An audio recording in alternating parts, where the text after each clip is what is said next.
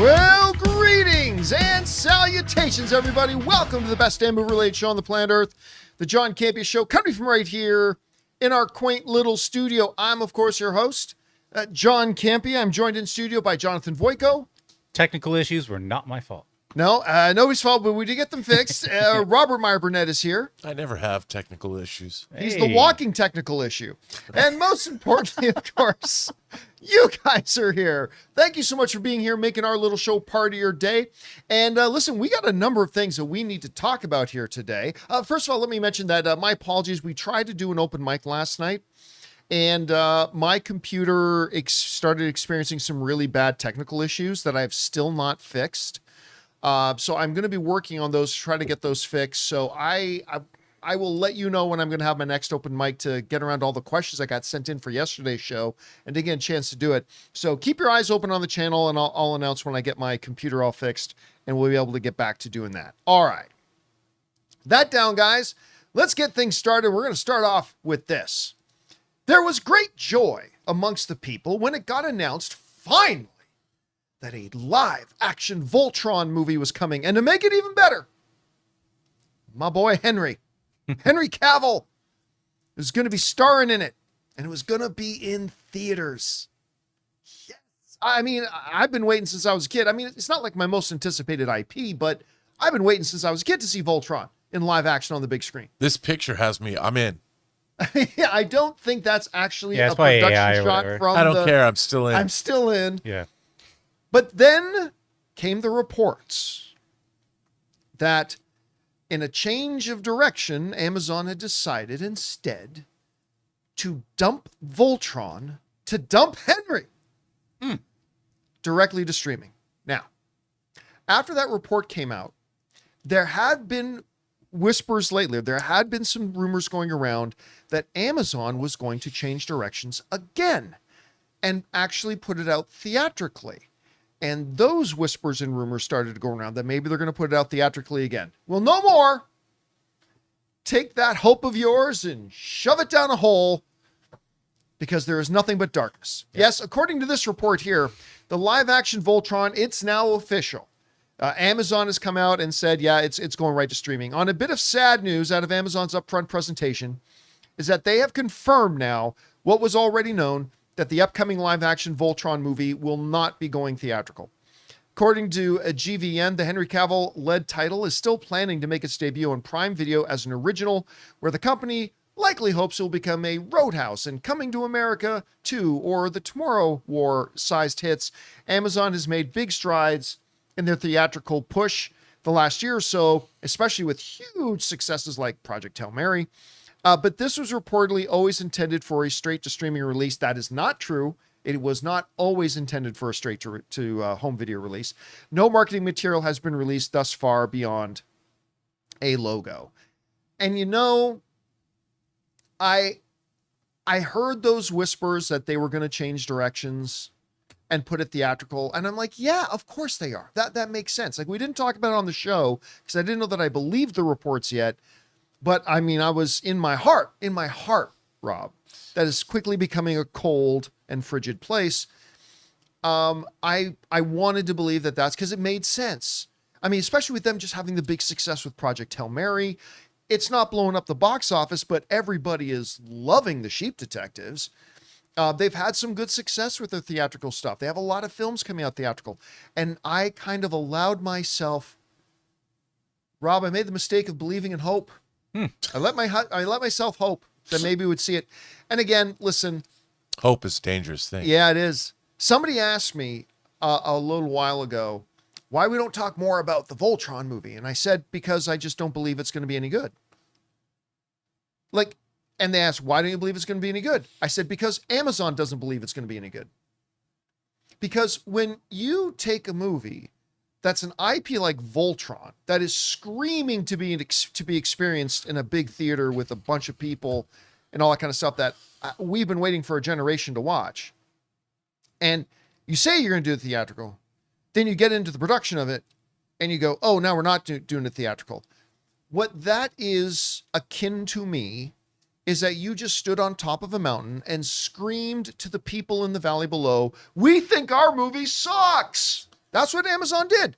By dumping this straight to streaming, they basically stood on a mountain with a big giant side, Jimmy the Mouth of the South Hart-sized megaphone, bonus points for anybody who understood that reference, and screamed, "We think our movie sucks." And Rob, of course, my big question for any studio when something like this happens is, if you don't believe in your movie, why should I?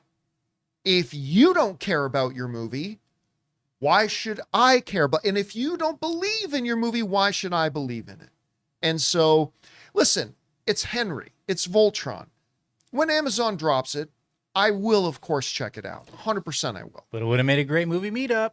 But it would have made a really great, oh my God. It would have made a great movie meetup. And I'm just really bummed out about this. And Rob, I just got to say, I'm not choosing this. This is just what naturally has happened. I don't care about the movie anymore. I'm not excited about it because Amazon's not excited about it. So I will just kind of wait for the movie to happen. And when it happens, I'll watch it and hopefully it'll be great. But I'm not going to lie, I have zero enthusiasm for it now. Anyway, Rob, you heard the whispers, and now we see the report that it's definitely being dumped on streaming. I don't know. What's your takeaway from this? This is not surprising to me. I am a big fan of Japanese science fiction and Japanese real and super robot shows from like the 70s and 80s.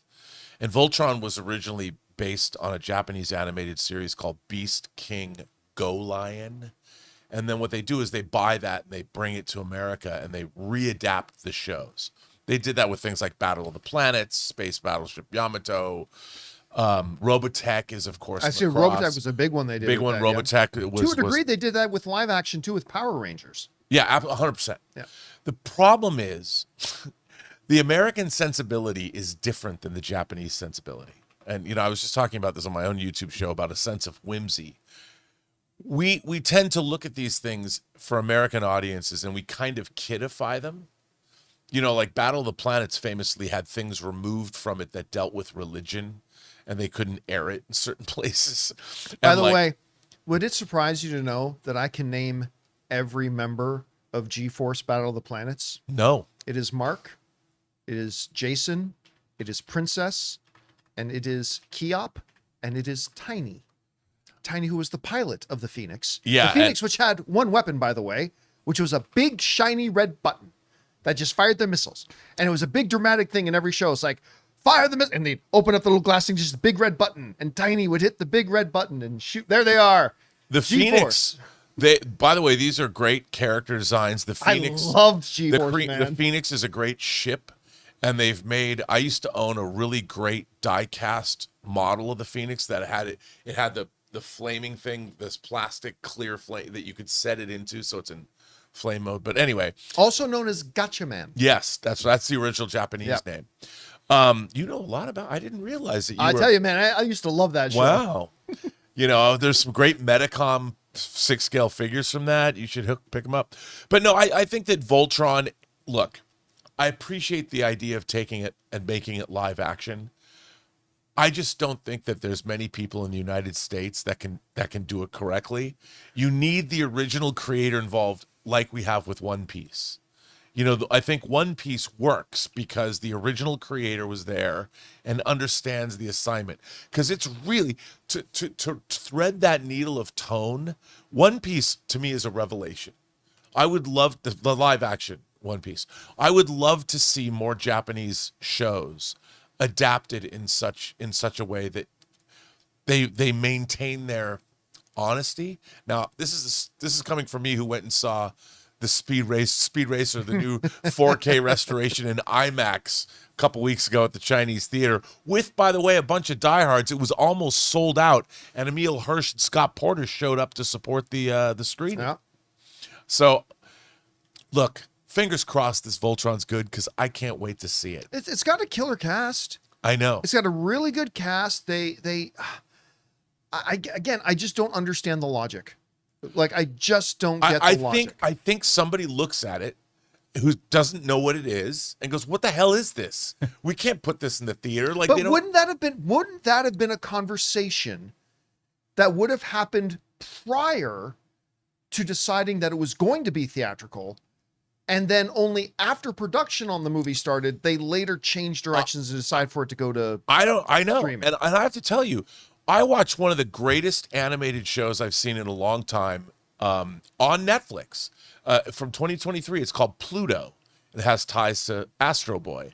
It was awesome. And I'm like, this show is great. Maybe the climax didn't live up to the rest of the show, but I'm like, I want this to be so good, John, because I'm a fan of this kind of material. I love giant robots.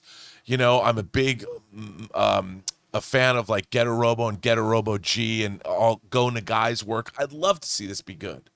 Come on. I hope it's good. I mean, again, if for no other reason than for my boy Henry, who I have a one-sided bromance with. Anyway, guys, question is for you. What do you think about this? There was hope, and then hope was shattered as Amazon has now confirmed that they are indeed just going to dump Voltron on streaming. Who knows? Look, 1 out of every 100 straight-to-streaming movies end up being okay. 99 of them don't, but maybe this will be one of the ones. One can only hope. Whatever you guys think, jump down to the comment section below and let us know your thoughts. All right, guys. With that down, let's move on to this. One of the absolute funniest things I've seen on my television screen in years was last year's roast of Tom Brady. It was remarkable. And it made, I mean, Nikki Glaser was already popular, but that made her a superstar. Yeah. Like that made her an absolute superstar. She was an MVP for sure. She killed that. Still my favorite joke from last year because I'm a big, that era of the Patriots fan, and Rob Gronkowski was there. And she's like, everybody always makes fun of Rob, but you know what? Rob's not nearly as slow and stupid as dumb as you look and sound and are. It was just like one of the best lines ever. Anyway, the other day they did their next big roast again from the what do they now call the stadium where the Lakers used to play? Oh, Staples? No, it's not no. Staples. The old Crypto. No, Crypto is the old No, Staples Center, yeah. but it's out the Kia Forum. The Is that Forum. it? The Forum. Oh, okay. The Forum. Yes, out at the Forum. And they did the roast of Kevin Hart, who of course hosted the Tom Brady roast last year. And so Ann and I sat down to watch it last night. And while it was not overall as good or overall as funny as the Tom Brady roast, it was still pretty damn good. It was really good and really funny. And again, not as over the top funny, whatever, and a little, but I will say edgier jokes they did at this one. And I gotta tell you, I had a really, really great time. And I gotta see if I can find this one list of quotes that Tom Brady said, because they started it off with Tom Brady coming out to get like revenge, they said. And I got to see if I can find, I want to make sure I get this line right. It was, when he came out, it was savage. Oh, I it saw was that clip. absolutely Savage. okay. Here's the thing he said. He said, Brady also took shots at the folks who were waiting to roast Hart on stage. Because, they have everybody who's going to be doing the roasting sits on stage. Tom Brady. So they made some jokes about it wasn't a big A-list group up there like there was for Tom Brady's. So Tom Brady comes and says, Tom Brady also took shots at the folks waiting to roast Hart on stage. He said this, look at this pathetic group. I guess it wouldn't be a Kevin Hart project if it wasn't a shitty sequel. You got Cheryl Underwood, Big J Okerson, Naeem Lynn. Who the fuck are these people and how did they get here? I thought they shut down Spirit Airlines. Oh my God. I'm like, oh my God. Oh my God. And we were talking before the show started today, Jeff Ross, again, who orchestrates, he's the maestro of all roasts, right? So he comes out, there he is in his Axel F red leather outfit. He comes out and he killed. He absolutely killed. He did this one joke where he goes, You know, we all love Kevin. He goes, we've loved Kevin ever since Michael dangled him over that balcony. I'm like, oh my God. But then, man, some of it got so edgy. And you know what? I was watching it and like, there was one comedian up there whose husband had committed suicide and died. And they were taking shots at the fact that her husband had killed himself. I'm like, what? But here's the funny thing. They would do these jokes that were so on the line. And my first reaction was, oh, but then I realized, oh my God, that's really funny. And everybody on stage were taking these savage shots at each other, but they were all, including the butt of the jokes, they were all just having a blast and all just having such a really great time. They even had this this right-wing MAGA dude up there, and they had him in there too. And they were taking shots at him and he took shots. And you know what it reminded me of? It reminded me, it was such a fun-spirited thing. Even Cat Williams came out, who of course Kevin Hart and Cat Williams Brutal. I mean, I never thought he would ever appear. Hated each other forever. And Cat Williams had some great lines, man. He said this. He goes, Kevin Hart has stolen so much for me that before he became famous, he was a 6'3" white man. Oh God. But Cat Williams came out, but then him and Kevin Hart like buried the hatchet like on stage, and like Kevin Hart's like, man, I am so impressed that guy would even just show up and come do that. Like it was great, right? It was such a joyous thing. But then I woke up this morning and I read a bunch of headlines. This comedian made this shocking joke. And this comedian made this shocking joke. And like outrage at and I'm like, that wasn't the spirit in which I watched it. And you know, it made me think of this quote that I once heard the guys from South Park say. And it's always stuck with me. They originally brought up this thing when they were having all that drama going on with the, I forget the name of the actor who did the voice of Chef. But Oh, Isaac Hayes. yeah, and when they had that big kind of falling out thing. But they said this one thing, and it's always kind of stood out to me. They said, you can either laugh at everything or you can't laugh at anything. And I thought, and that just thought came back to my head. Now there's a difference between, you know, laughing with and like the point of your humor to be cruel. And I never got that sense at all. As savage as some of the jokes were, they never once came across to me as the intention of this is to harm. Like I never got that. Even Tom Brady came out, because by the way, really conspicuous by her absence was Nikki Glaser. That how they did not have Nikki Glaser on this, especially since her and Kevin Hart are so tight, and she's in town doing like 3 Netflix as a joke appearances right now. But whatever. But Tom Brady comes out on stage. He goes, "Oh my God, Nikki Glaser looks like shit." And then he looks over and goes, "Oh, what's her name? Chelsea Handler. Chelsea Handler." Goes, "Oh, sorry, that's you, Chelsea." Like I just like, but it always came across as meant in fun. Right? Even the conservative dude who got up there, it came across as meant in fun. Everybody came across as meant in fun. Even when they were taking huge shots at Kevin Hart's crack addict dead father. One of the funniest moments of the night. Dwayne "The Rock" Johnson comes out. He goes, you know, one of the things Kevin and I bond over is we both, in recent years have lost our dads. And, you know, you felt this solemn moment come over the crowd, right? And Dwayne Johnson goes, my dad was a giant among men. And this big picture of Rocky Johnson comes up on the screen, right? And if you don't know, Dwayne Johnson's dad was a professional wrestler by the name of Rocky Johnson. And it was a living comic book superhero. Like, if you think The Rock is big, like his dad was this monster, good looking, like man, right? Oh, there's a picture of him. That's not even him at his biggest. That's Rocky. That's The Rock's dad. But so he has this picture of goes, and you know, Kevin lost his dad too. And he brings up a picture right beside his dad's picture of Kevin Hart's dad, who was shirtless, like on a boat, looking all scrawny and haggard. And it was just, the timing of it was so good and so great. And, you know, I remember after last year's Tom Brady roast, some people saying, oh, some of this stuff is just way too over the line.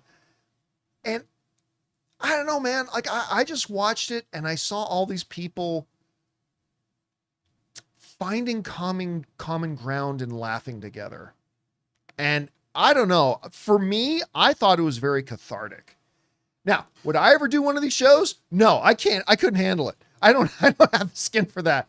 With these people being willing to get up on stage is crazy brave to me. But I mean, I watched it and I came away from it feeling like it was just a big celebration. And I really had a good time with it. I thought it was absolutely, again, not quite as good as the Tom Brady one, but it was still quite good. I know you didn't have a chance to watch the whole thing, but you did see some of it. I saw some clips of it because it was pre-recorded. I've always loved these roasts. And I have to say, I think back to, you know, the British comedian Jimmy Carr. He's very dapper. Yes. He was doing one of these roasts years back, and I've seen his clip many times. When he's talking, he says, Pete Davidson's here. And he says, you know, Pete Davidson's father was a great hero. And he of course, he was a great hero and he perished in the Twin Towers in 2001. Because his dad was a firefighter. Yeah, but this isn't the roast. This isn't the roast of Pete Davidson's father. That was in 2001. You know, and then they cut to Pete Davidson. I mean, he literally made a joke about Pete Davidson's dad burning up in the Twin Towers. And even Pete Davidson said he has to admire. He goes, you know what? That was dope. Because that was such a savage shot. But these comedians all know why they're there. They're part of that organization. And the more savage these things are, everyone knows nothing is off limits. And in a way, there's an art to it. If you can come up with a savage joke that actually is clever and shows that there's an intellect behind the joke, it's amazing. It's amazing. Yeah, and they did just such a great job with it, I thought. The one thing, whatever, Gillis, what's the comedian's name? Oh. He hosted it last night. Yeah, and he had some great He had some good savage ones. Yeah, he's not as good of a host as Kevin Hart was last year, but he had this one joke where he says, when you see Kevin standing next to a bunch of his black friends, he looks like the period at the end of a sentence. But maybe the best one was Dwayne Johnson when he goes, you know, Kevin and I are brothers. Like, I even just got a tattoo of him on my dick. It's life-sized. And then he points at Kevin Hart's wife and goes, I'll show it to you later. And then Kevin's like, what are you saying? And he goes, I'm just kidding. She's seen it many times. And I'm just like, oh my God. Anyway, I love this stuff. I thought it was just all delightful chaos and nonsense. But it's also, you know, we've had a hard time in our culture with humor lately, you know, and there's the idea that comedians won't play colleges anymore. And I like seeing the fact that these comedians all get together and they're willing to go for broke. And everybody, there's like an esprit de corps of all this. They all know what they're doing. They all know why they're there. And the fact that they're all good sports about it is, to me, it's sort of, like you said, cathartic. It's kind of uplifting in a way. Yeah. So I thought it was great. Anyway, guys, question is for you. Did you have a chance to see the Kevin Hart roast on Netflix? Again, I don't think it was quite as good as the Tom Brady one. The absence of Nikki Glaser, you could really feel it. Like that one hurt, but I still thought overall it was a lot of fun, and my wife and I laughed a lot at it. Anyway, whatever you guys thought, jump down to the comment section below and let us know your thoughts. All right, guys. With that down, let's move on to this quickly, shall we? You know, one of the big pleasant surprises of this past year, although we heard good things were coming from it, was the Seth Rogen show, The Studio. And it was just its first season, and it started winning awards. Well, a couple of days ago, the BAFTAs happened. And surprise, surprise, The Studio won again. But it officially now makes it the single most successful new comedy series of all time. The folks over at Variety writing, Apple TV's The Studio sets record for a freshman comedy after the BAFTA TV win and award season sweep. Apple TV's The Studio added the final marquee trophy to one of the most dominant awards runs in modern television history on Sunday, taking the international category at the BAFTA Television Awards in London on Sunday night. After taking home the top prizes at the Primetime Emmys, it won at the Golden Globes, it won at the Actor Awards, the PGAs, the DGAs, the WGAs, and now cemented its place in history as the most decorated freshman comedy ever produced. And you know, when I still remember when I watched the first episode, I'm like, oh my, because we had heard from people saying, guys, this new series we got coming out, you're going to love it. You're going to love it. And, you know, we hear people say that all the time, but then we watched The Studio and it was utterly ridiculous of how fantastic it was. And for those of us who have been in these studio boardrooms, and for those of us who have taken these kinds of meetings, and for those of us who have been around these kinds of people, there was this amazing balance between utter absurdity, but uncomfortably true and real. Like everything you ever saw on screen in The Studio, exaggerated, maybe a little, but all rooted in this is freaking daily occurrences in Hollywood, man. You think it's some buttoned up thing behind the scenes, but it can be an absolute madhouse. I shouldn't tell this story, but I will. You know, for a number of years, I would put on these Masters of the Web panels and parties. Sometimes there were other people doing it. For a bunch of years, it was me. And we had this Masters of the Web party. And this one party, it was like one of the first years I was involved in it. It was being headed up by a couple of other guys at the time. I won't say who. And there was this big after party in this hotel that we went to, but it was in like the hotel suites, much like the old school Hollywood buffet episode of The Studio. And I went in there and I remember, and I walked into this one room. I was looking for the bathroom. I walked into this one room and there was one studio president literally with a stripper over his lap as he's spanking her. And I'm like, welcome to Hollywood.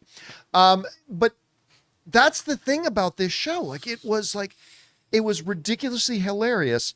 And yet for people like us who live around here, it was also, I can't believe they're talking about this out loud. I can't believe they're actually enacting some of this stuff. Like it was, again, some of it exaggerated. Yes. But it was always rooted in truth. Anyway, Rob, we're looking at the most successful run ever for a new comedy. Swept all the award season stuff. What was the magic sauce to you that made this show such a success? Oh, well, I think that they go there. Right. You know, that they literally, in this day and age, to see, I mean, it's a skewering of, obvious Hollywood's patting itself on the back because of its skewering of Hollywood.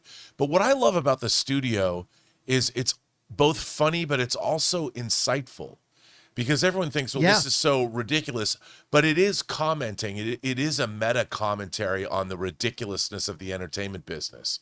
I mean, my first regular job in Hollywood was I worked for the senior vice president of physical production at Warner Brothers, Bill Young. And we were now physical production is not as high up as the creative executive. I mean, the creative side, the people that met with the writers. We were physically in charge of making the movies, but we were all in the same building. Right. So I had to go in and out of all of these executive offices, drop off call sheets and production reports all day long. So I saw a lot of this, and I had to sit in on meetings and all this craziness. And this show is surprisingly unafraid to go after the whole system.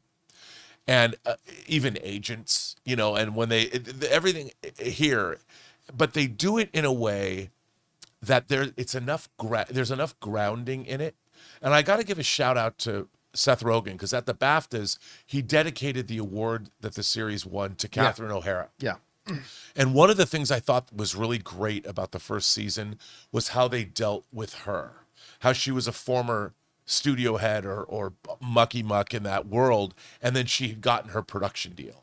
You know, they ship you off and they give you a production deal and you become Amy Pascal and go produce Spider-Man movies. And I thought that was win really, Oscars. yeah, and win Oscars. And they made her character, like at first they made it seem like she was crazy or insane, but as you saw her dealing with Seth Rogen and their relationship, it was a really human relationship. And so that show is working on many different levels. And I love it as a Hollywood satire. You know, it's almost like Patty Chayefsky writing Network about TV back in the 70s. It's really a good show. Yeah. And it's very smart, and it has a lot to say. So it's not surprising. And the cast is great. It's great. I mean, everybody's great. And the fact that they bring all these, I mean, Martin Scorsese doing the Kool-Aid movie about Guyana. And then the actual, they had to bury it because they have to make the Kool-Aid. It was so good. The Golden Globes episode 2 was like Sal Saperstein. I was waiting for somebody to do that at the Kevin Hart roast. Anyway, guys, question is for you. It is now the end of the award season for the studio, which has been going on a long time, but it literally like just swept up everything. What did you think about the studio, and why do you think it's had this kind of success? Whatever you guys think, jump down to the comments section below and let us know your thoughts. All right, guys. With that down, let's move on to this, shall we? Daredevil Born Again Season 2 has just wrapped up its season, of course, and I think most of us around here thought it was a pretty awesome season. It was a pretty great season. I mean, like, yeah, it had a couple of issues, but overall, utterly fantastic. That seems to be the general consensus of it. However, as we discussed like 3 or 4 weeks ago, when the first numbers, Nielsen numbers for Daredevil came out, it became the first MCU-centered show to not chart on the Nielsen ratings top 10. Then another report came out saying, actually, its numbers have dropped by 50% from the previous year. To which all of us went, well, wait a minute. Last season's Daredevil was pretty good. And this season is great. Like, what's with these Nielsen numbers? So there became a thought that since the show was so good this year, as week over week started to pass, that the numbers would start to bump up. However, according to this story, Daredevil Born Again is now 0 for 4 in the weeks that it potentially could chart. And once again, it did not chart on the Nielsen ratings. As we go over and take a look at those ratings, at number 1 was The Pit with, what's the number? 1,133 million minutes viewed. At number 2, this is the streaming charts. The Boys came in at number 2 at nearly 900 million streamed minutes. Trust Me, The False Prophet at 850 million. Love on the Spectrum. Then number 5 was Invincible. At number 6, Virgin River, which I have no idea what that is. At number 7, Big Mistakes, which I also have no idea what that is. It's another Netflix thing. At number 8, Beauty in Black, which I also have no idea what that is, but I believe it's another Netflix thing. Let me just double check. Yep, Netflix. At number 9, XO Kitty, which I also have no idea what that is. And then at number 10, the only entry for Apple TV was Shrinking. In at number 10. Once again, Daredevil failed to chart. And look, I have told people for a long time, there's a misconception over how big Daredevil ever was. Yes. Like even on Netflix, like because we all loved it, there's this perception that it was this massive hit for them. A bunch of people watched it, but it wasn't as big as one might think you remember it being. So I wasn't shocked, Rob, when the initial Nielsen numbers came out and we didn't see Daredevil charting. Maybe a little surprised, but not shocked. Not shocked. But I also at the same time really did suspect that, man, this season's so good. As we progress in weeks, we're going to start seeing it charting. And it hasn't. Rob, if I did a trivia question, what does Big Mistakes, Beauty in Black, and XO Kitty all have in common? They all had more viewers than Daredevil. And I never even heard of these shows. So here we are now. The assumption I made of it getting an audience and climbing the charts has not seemed to come to fruition. So, Rob, we asked the question again now in a little bit of a different context. Why has Daredevil Born Again, despite being as good as we all believe it really turned out to be, failed to really show any results in viewership numbers? Well, look, Daredevil, I'm going to get slammed for saying this, but Daredevil is a niche Marvel character. I don't think too many people would totally disagree with you on that. Yeah. Well, yeah, I mean, I love Daredevil. I've loved the Daredevil comics. But as far as the general population's view of Daredevil, and I'll say this, a lot of those shows, like I can only imagine that Exo Kitty, Shrinking, Love on the Spectrum, or Love is Blind. Do you know what they have that Daredevil doesn't have? The female demographic. Now, I'm not saying that women are not watching Daredevil, but Daredevil is not really your female-centric show. Sure, there's always going to be the female audience for it, but what you need to break the Nielsen top 10 is you need a 4-quadrant show that young people, old people, men and women are watching.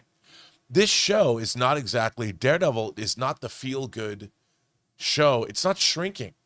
You don't come away from, especially this season. Yeah. You're not going to come away from it feeling like, oh. Right. Well, The Boys isn't actually a 4-quadrant show either. Right, but the boys though, the boys have a lot more broad-based That's characters. true. Yeah. And there's a humorous element to it. There's a satiristic element to it. There's a political element to it.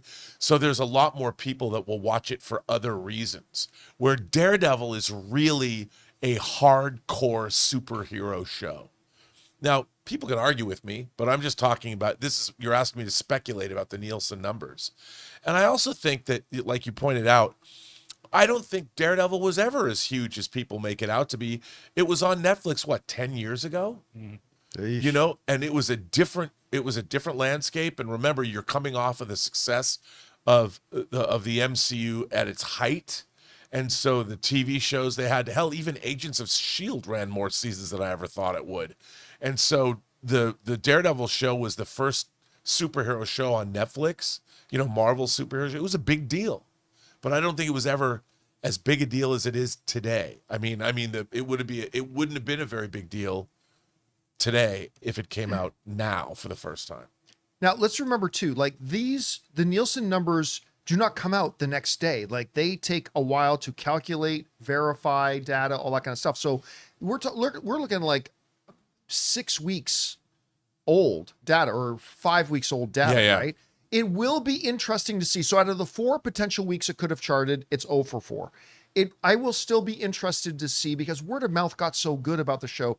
I'm still interested to see if at any point in the upcoming weeks, when the new Nielsen numbers come out, if we see like maybe it's week 6, does it get up there? Maybe it's week 7, maybe it's finale. I mean, I'm certainly going to still hold out hope because I thought it deserved some viewership. Anyway, guys, question is for you. What do you think about this? Despite being really good and super positive word of mouth, it hasn't seemed to help Daredevil, at least when it comes to the ratings charts and not being able to get on them. Do you think eventually it could get there? Whatever you guys think, jump down into the comments section below and let us know your thoughts. All right, guys. With that down, let's move on to this, shall we? You know, there's a little movie coming out called Masters of the Universe. By the way, I still think that's the wrong title. I still think the movie should just be called He-Man. I just think that's the better title. I think that's what it should be called. But whatever, you can call it Masters of the Universe. So it's coming out, Masters of the Universe. And Rob, you know that even though at CinemaCon, I should say, last year, I walked out with a more positive outlook towards the movie. Yeah. But I have been skeptical about how big I think it could be at the box office, right? And now we're getting our first box office projections. And according to this story, according to Box Office Theory, Masters of the Universe right now is looking at a $25 million opening. Now, these numbers often accurate. Sometimes they're low, sometimes they're high. We'll see what actually happens because we're still a number of weeks away from this movie coming out. But right now they're projecting a $25 million opening. Now, to put that into perspective, if we look at something like, well, the biggest opening of the year so far, Mario Brothers, that had a $131 million opening. So nobody expected Masters of the Universe to be Mario Brothers big. Nobody expected it to be Michael big. Michael had a $97 million opening. But could it compete with something like Project Hail Mary? Project Hail Mary ended up with an $80 million opening. Devil Wears Prada 2, I still remember one guy swearing to me that Masters of the Universe was going to be double the size of Devil Wears Prada. But Devil Wears Prada 2 had a $76 million opening. Okay, even Mortal Kombat 2. That's where it gets a little scary. $38 million opening with the adjusted number. Masters of the Universe looking at a $25 million opening. I have to say, that number doesn't shock me. Would I have thought it'd be a little bit higher? Yes, even I thought it would be a bit higher than that. But I'm not stunned. Now, do I think these numbers can change? Yes. Could I see it maybe getting Mortal Kombat opening numbers? Yes. We are still, a month away from the movie coming out? I can't remember. You double check that for me, Jonathan, the exact release date of Master of the Universe. I think it's it's like June 3rd or something. Is it 3rd? I thought it was in the teens. I think it's early June. Okay, well, you might, in that case, it's only like... It's June 5th. June 5th, so it's like 3 weeks away. So the 4th will probably be out. Yeah, so maybe these numbers can adjust and whatever. So Rob, let me ask you,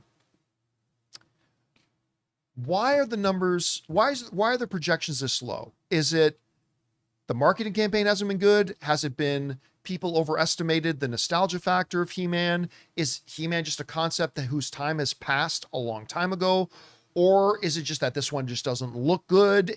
I don't know. When you look at these projection numbers, why do you think they're coming in that low? Well, I think that the thing about, this is so weird to say, classic He-Man, the He-Man that began in the early 80s, that whole time of He-Man when it led up to the release of the original Masters of the Universe in 87, where by then the He-Man craze was waning. So to me, the core audience for He-Man is those people who were kids from like 83 to 87. That 4-year period of time, there's your core fan base. Now, there has been He-Man, various derivations of He-Man and the toys and everything, all the way up to the controversial Kevin Smith stuff that was done for Netflix and all that. It's a niche audience. Whereas Mortal Kombat, you have gamers from around the world who've been playing Mortal Kombat for at least 30 years, and so people know Mortal Kombat, and it has multi-generations. I really think that there's a core generation there's only a sweet spot of like 4 years where people have that, and yet they keep trying to reinvent it and all that. And there's obviously a very passionate fan base, and some of the toys they've made have been great. Like they've repopped like that Wind Rider and the He-Man that came out like, 10, 15 years ago. It was awesome. But a $200 million movie, I think it's the case of, you know what I would equate it to? Blade Runner 2049. Blade Runner was never a hit. It never made much money. When it came out in 82, it opened the same day as John Carpenter's The Thing, and they both failed at the box office. It has grown in stature, and in Hollywood, people revere the original Blade Runner. And of course, Denis Villeneuve comes on, and in my estimation, knocked it out of the park. That movie... I thought 2049 was better than the original. Blade Runner 2049 is, whatever you think of it, it's still a towering achievement.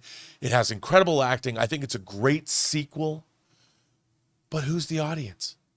You've got this small audience but people in Hollywood think, so we revere the original.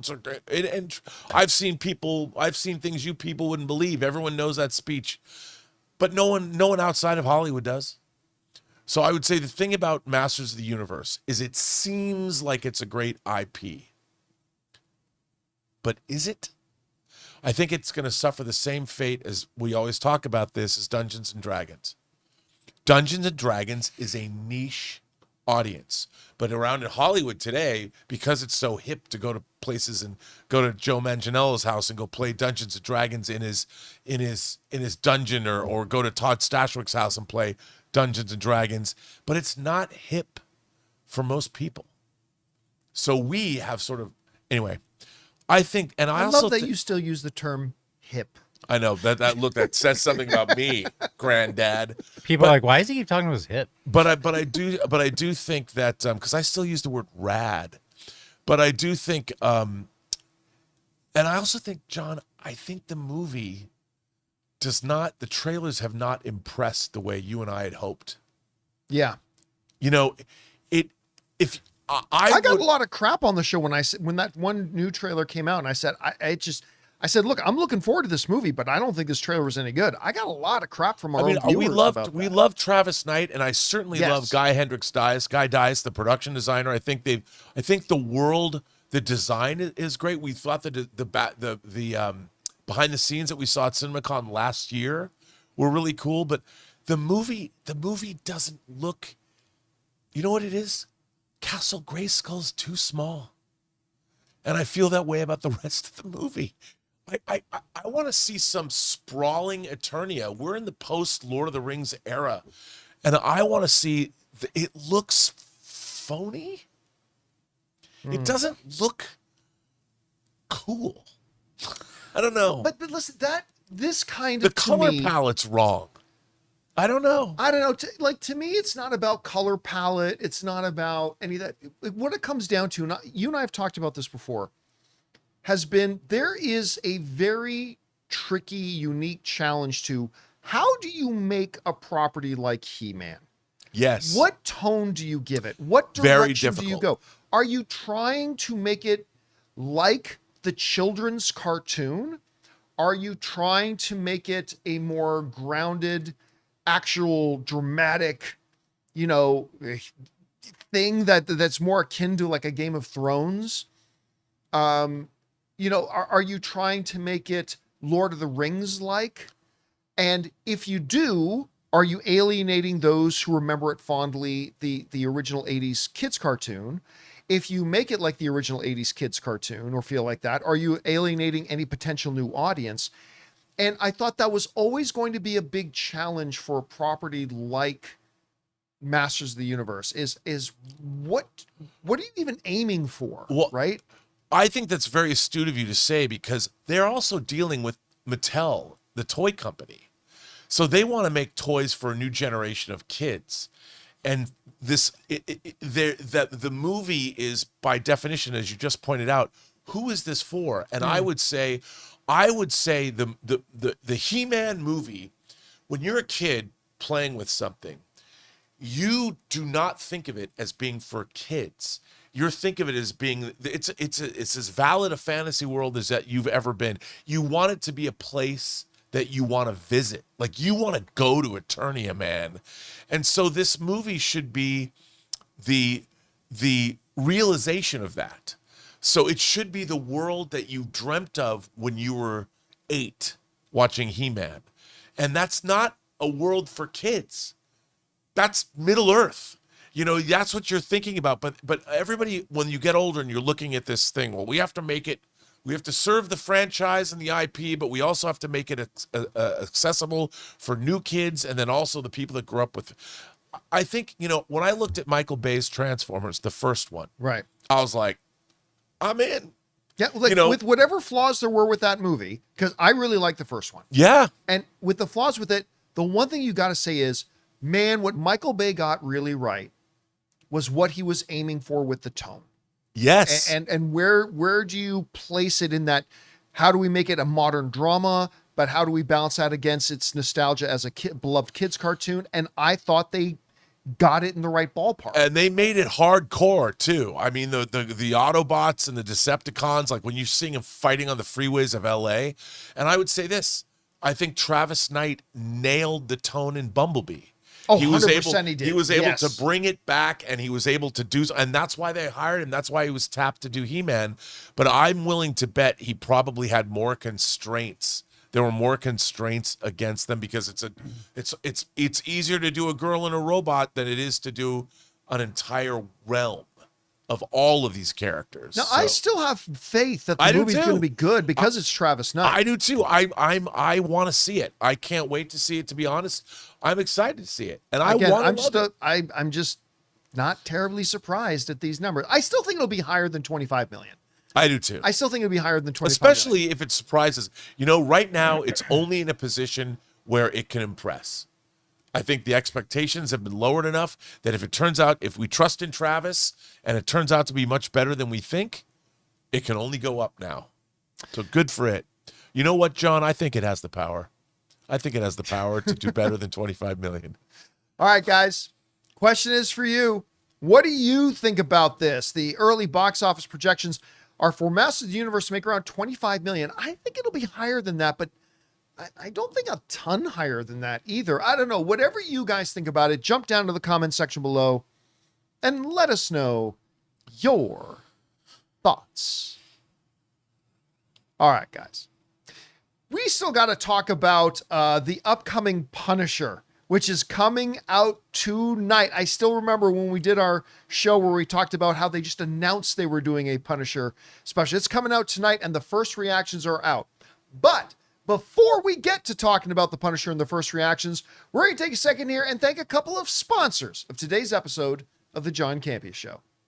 Guys, we want to take a second and thank a sponsor of today's video, Hims. You know, one of the hardest things about trying to lose weight is just figuring out what actually works. Because we've seen them all. There are a million trends, diets, and gimmicks out there, and honestly, it can get overwhelming. And that's why weight loss by Hims really stands out. Hims now offers access to an affordable range of FDA-approved GLP-1 medications, including the Wegovy pill at its lowest price ever, and the Wegovy pen. With Wegovy at Hims, lose up to 20% or more of your body weight when combined with diet and exercise. It helps you regulate your appetite and eat less, so success is within reach. Plus, Wegovy is the first ever and only GLP-1 available in a pill for weight loss, so there are no needles needed. And the process is extremely convenient. Everything happens online. You connect with a licensed provider who determines if treatment is right for you, and if prescribed, your medication gets delivered right to your door. No insurance necessary. Ready to reach your goals? Visit hims.com/Campea to get a personalized, affordable plan that gets you. That's HIMS.com/Campea. hims.com/Campea. Based on advertised cash price for 30-day supply of medication only. Membership required, fee not included, and billed separately. Weight loss by Hims is not available in all 50 states. Wegovy is the registered trademark of Novo Nordisk A.S. To get started and learn more, including important safety information, Wegovy clinical study information, and restrictions, visit hims.com.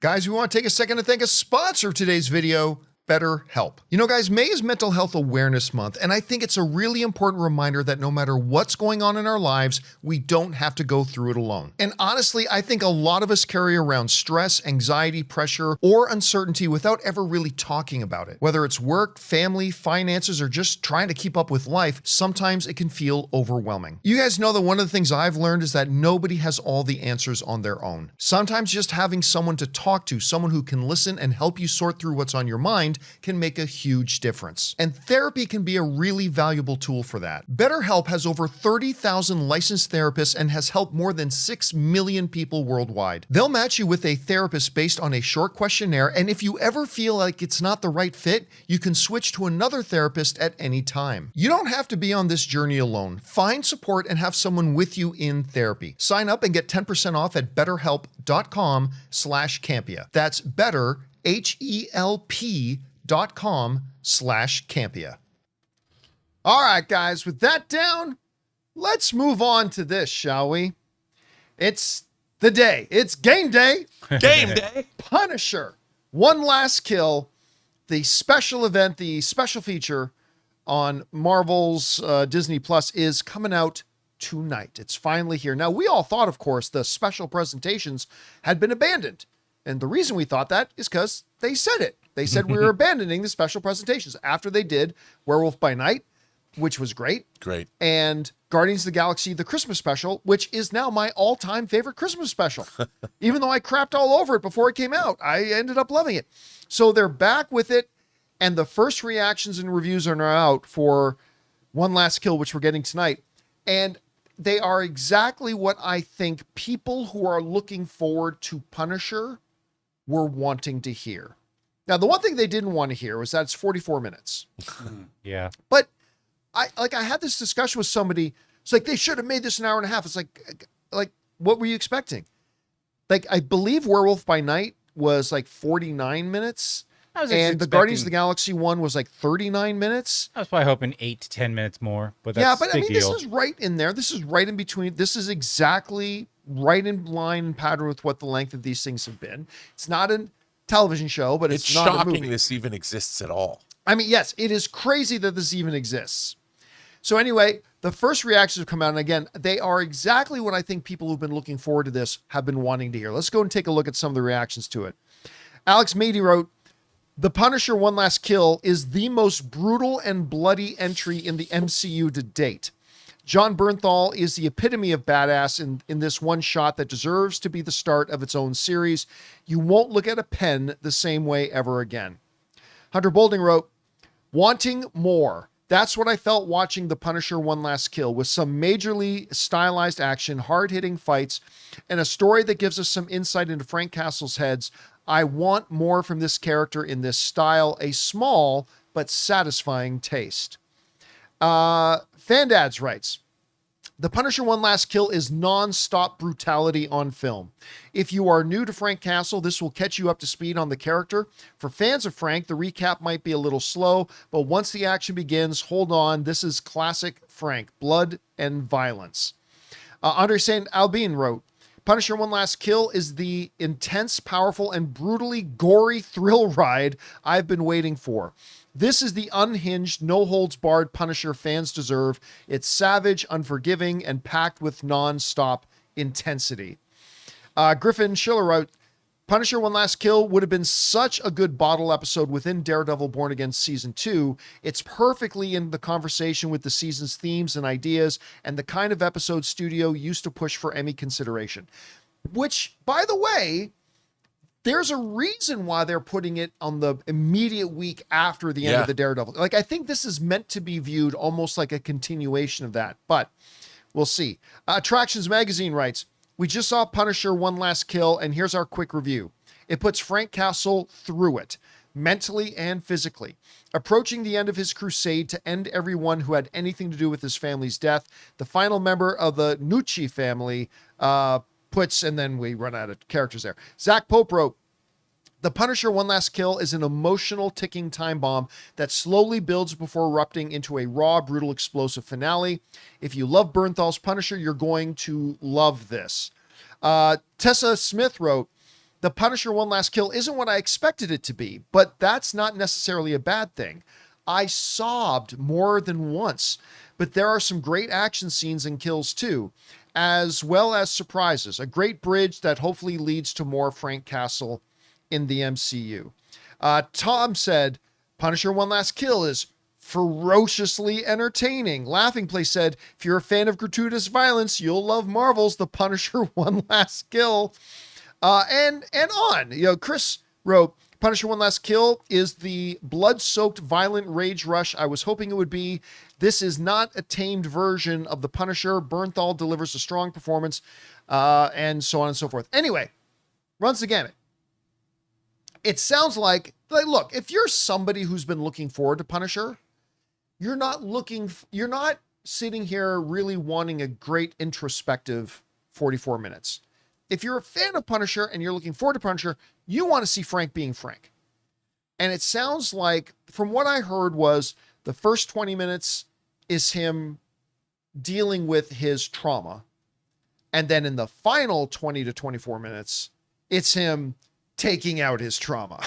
Which is kind of right around where I think we've wanted this to be.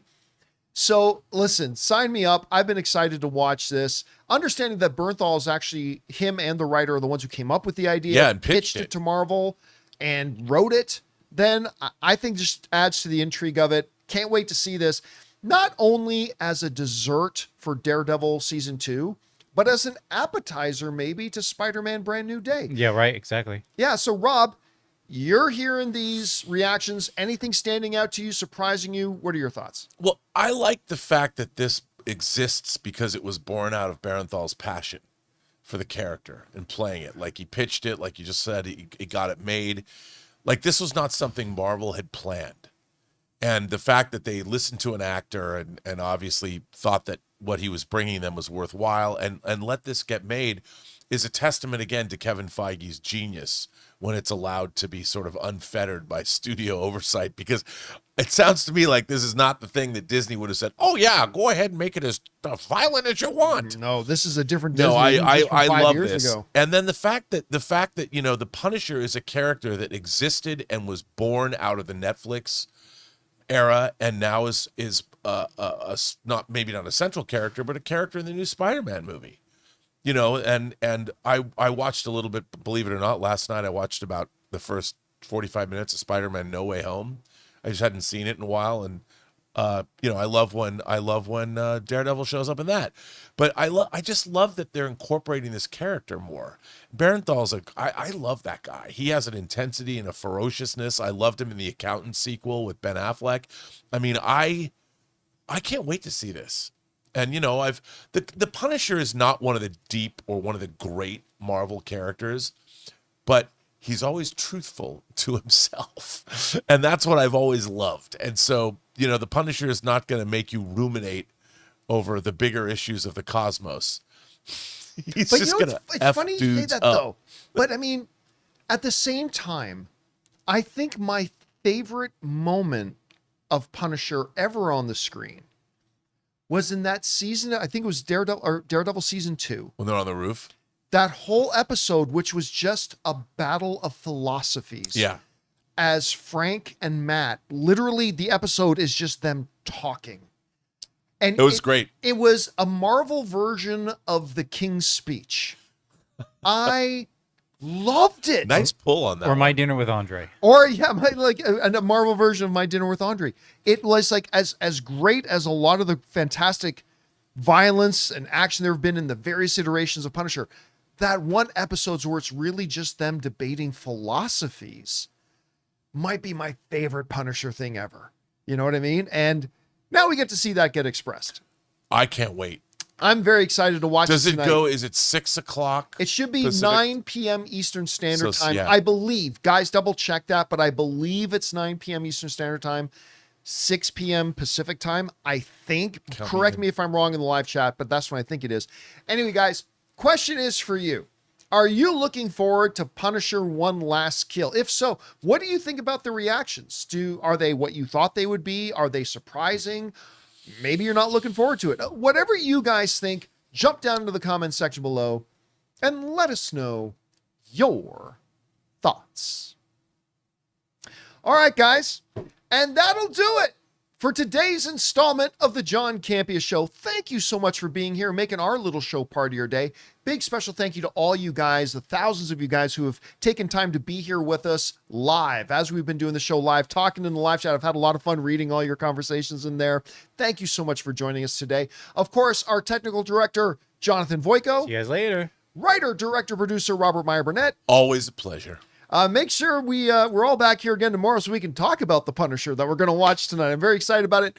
That'll do it for us, guys. My name's John Campea, and until next time, my friends, bye-bye.